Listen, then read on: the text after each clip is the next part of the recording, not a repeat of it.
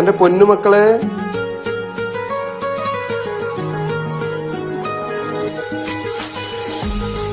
മോനപ്പാ അസ്സലാമലൈക്കും. അലൈഹിസ്സലാം. കാക്ക എത്ര വർത്താനോ? സുഖല്ലേ? ബുദ്ധിമുട്ടുണ്ടായില്ലേ? കസ്റ്റംസിന്റെ പ്രശ്നം ഉണ്ടായില്ല?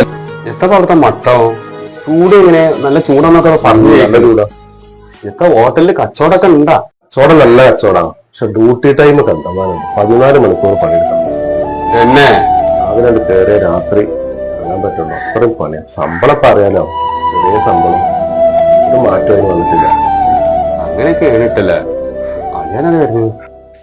ആ അല്ലയാ. അസ്സലാമു അലൈക്കും. വലൈക്കും സലാം. അങ്ങനെയൊക്കെയാണ് കാര്യങ്ങൾ കിടപ്പില്ലേ ഇപ്പൊ ഇവിടെ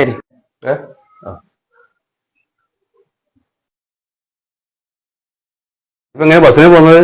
ഇവിടെ മാനിപ്പോടാ കാക്ക എത്രയാന്ന്? ഞാൻ കുറച്ചു നേരമായി വന്നിട്ട്. കാക്ക ഇത് അമ്മായി കൊടുത്താണ്. അതിന്റെ ഒക്കെ ആവശ്യന്റെ കുട്ടിയെ ഇത് എവിടുന്ന് വാങ്ങിയതാടാ? അത് ലുലുന്നാ. ഇതിനിപ്പോ അവിടെ എത്ര കൊടുത്തു പറ്റി? അതിലിപ്പോ 110 ദിർഹംസ് ആയിരുന്നു. 110 ദിർഹംസ് അല്ലേ? ഇതിനിപ്പോ ഇന്ത്യന്റെ 2500 ഉറുപ്പ്യ ഇതിന്റെ കണക്ക് പ്രകാരം.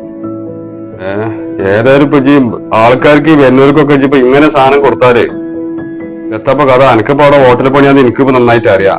ഇജ്ജ് ഒരു കാര്യം ചെയ്യേ, കാക്കാനെ കുട്ടി ഇതാടെ വെക്ക്. കാക്കകള് അല്ല അത് പറഞ്ഞാൽ പറ്റില്ല. ഞാന് 10-20 കൊല്ലം ഗൾഫിൽ കഷ്ടപ്പെട്ടാണ്. എനിക്കറിയാം അതിന്റെ ബുദ്ധിമുട്ട് എന്താണെന്ന്.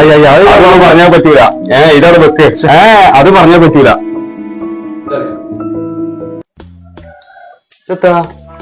സ്പ്രേ ഇത് എവിടുന്ന വാങ്ങിയടാ? അത് നെക്സ്റ്റോന്ന് വാങ്ങിയതാ. ഇതിനിപ്പോ എത്രയായി? അതിനകത്ത് ഒന്നുമില്ല. 15 ദിർഹംസ്. 15 ദിർഹംസ് അല്ലേ?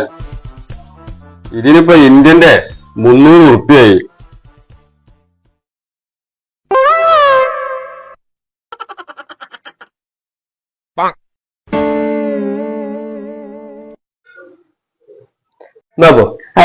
എനിക്ക് വേണ്ട, എനിക്ക് വേണ്ട. എന്റെ പൈസയൊന്നുമില്ല, എന്റെ പൈസയില്ല.